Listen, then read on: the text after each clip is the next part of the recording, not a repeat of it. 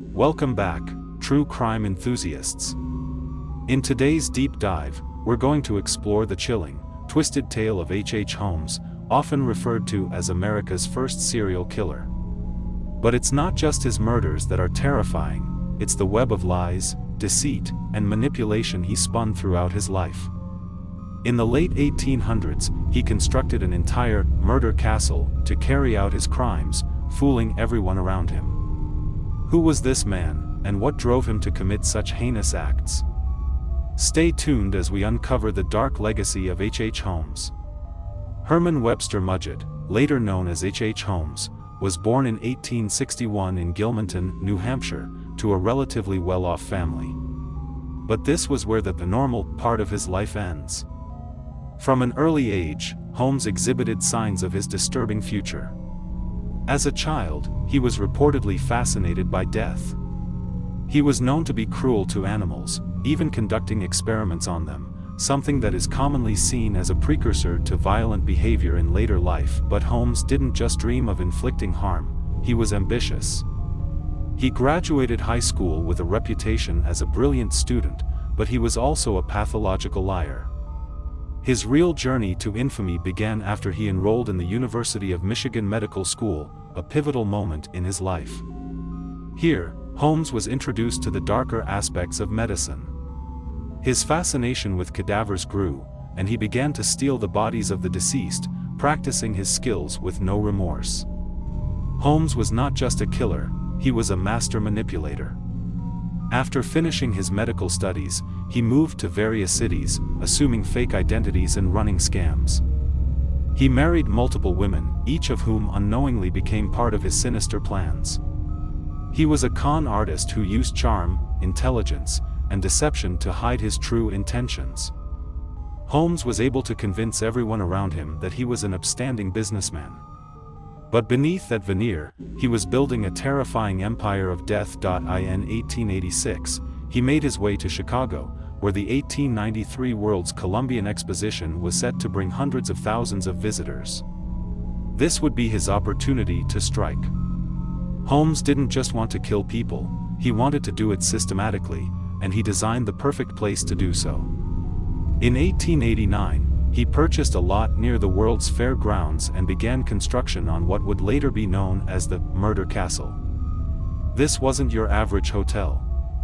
Holmes meticulously planned every detail of this building with a single goal: to deceive, trap, and kill. The Murder Castle was designed to be a labyrinth, filled with hidden rooms, doors that led to nowhere, and staircases that went up and down but didn't connect to anything. Holmes had secret passageways installed, soundproof rooms, trapdoors, and even a gas chamber in the basement. He even outfitted the hotel with a crematorium to dispose of his victims' bodies. He hired a team of unknowing workers and made sure to keep his plans secret, using his manipulative charm to keep everyone from noticing the deadly purpose behind the building. Holmes wasn't just a cold-blooded killer, he was a predator, and his victims were often lured into his grasp with false promises. Many were women, often young, looking for work or adventure in the busy city during the World's Fair. Holmes used his charm to win them over, promising jobs at his hotel, only to kill them once they were inside. Holmes was not a typical killer who acted on impulse. He was calculating and methodical. He carefully planned his murders to avoid detection. He often used his victims' identities for financial gain, and in some cases, he would even kill people who were close to him, like his business partner, Benjamin Pittezel, and his family. By the time investigators caught wind of the crimes, it was already too late. The investigation into Holmes' crimes was a long and twisted road. It all started when Holmes tried to pull off an insurance scam involving his partner, Benjamin Pittezel. Holmes had staged Pittezel's death to claim a life insurance payout. However, when Pittezel's body was discovered, it didn't match the description of his purported death, and the authorities began to look deeper. As investigators delved into Holmes' life, they discovered a web of lies, deceit, and murder. The true scale of his crimes began to emerge. They uncovered the bodies of multiple victims, many of whom had been killed in gruesome and brutal ways. Holmes tried to cover his tracks, but eventually, he was arrested in 1894. Holmes was arrested in 1894 and charged with multiple murders, though it's believed that the true number of his victims could be much higher. During his trial, Holmes played the role of a charming, calculating man. He even tried to manipulate the courtroom, claiming he was innocent, despite all the evidence against him. However, the prosecution presented compelling evidence, and Holmes was convicted of the murder of Benjamin Pitezel. He was sentenced to death by hanging. On May 7, 1896, H. Holmes was executed in Pennsylvania. His last words were said to be, "I am innocent, but I will die for my sins." However, many believe he confessed to the crimes off the record. Some say he was even trying to gain a pardon by claiming he was being unjustly treated. After Holmes' execution, the fate of the murder castle was not as simple as one might think.